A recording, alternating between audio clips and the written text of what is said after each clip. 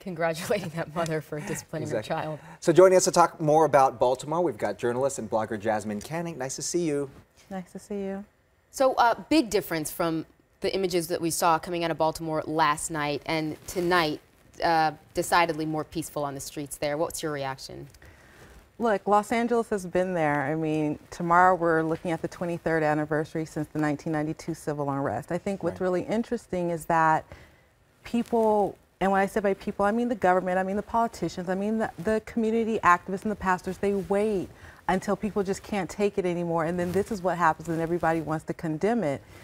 The situation that was going on in Baltimore, much like South Los Angeles, had been going on for years. Sure. Widespread poverty, unemployment, no access to affordable housing, and then on top of all of that, people are dealing with police misconduct, abuse by the police, and as you know, it only takes one thing to set off everyone, and so this is what you have.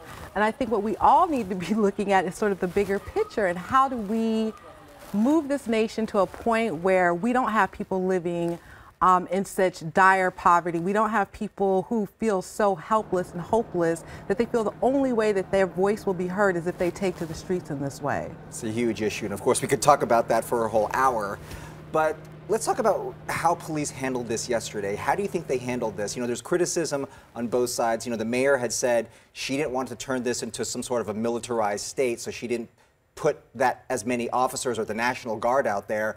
But lots of folks saying that there should have been more officers there in the very beginning. What do you think? Look, I'm going to speak from personal experience. I was one of the people that was out covering the situation here a couple of months ago and got rounded up by the LAPD and arrested. It's really interesting that Baltimore is saying they've had 250 arrests so far. LA had 400. So it'll be interesting to see how many more they get.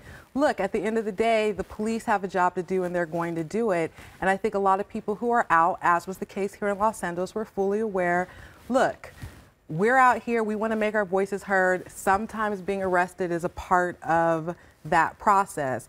In LA's case, we had a couple of discrepancies in terms of dispersal orders, but I'm sure, you know, the law enforcement there is going to do what they have to do, and the people are going to do what they have to do. Think about it. Had the people not taken to the street like that, we wouldn't be having this conversation. But there's taking to the street, like what we saw a few months ago here in LA, which I have to say, all of us covered those protests. They were, on the whole, very peaceful.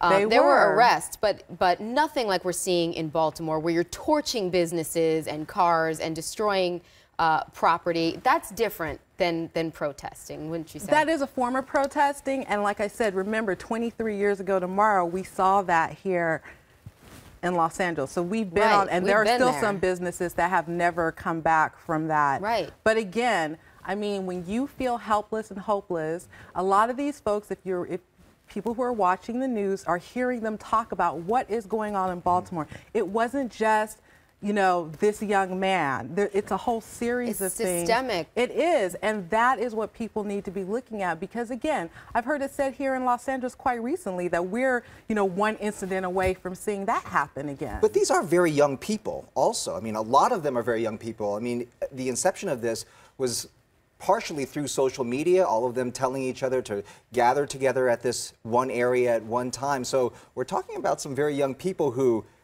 already, as you're saying, feel sort of helpless at this point. I guess that's one of the beautiful things about social media versus back in the 60s when folks were organizing protests, right? It's a lot easier to reach people and get people to one place at one time.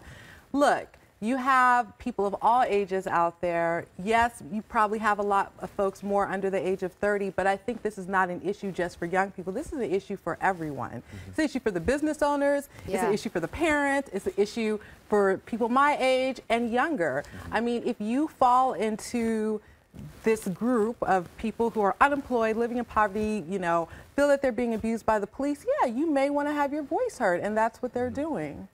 It's everybody's issue, really. It is everyone's issue. Yeah.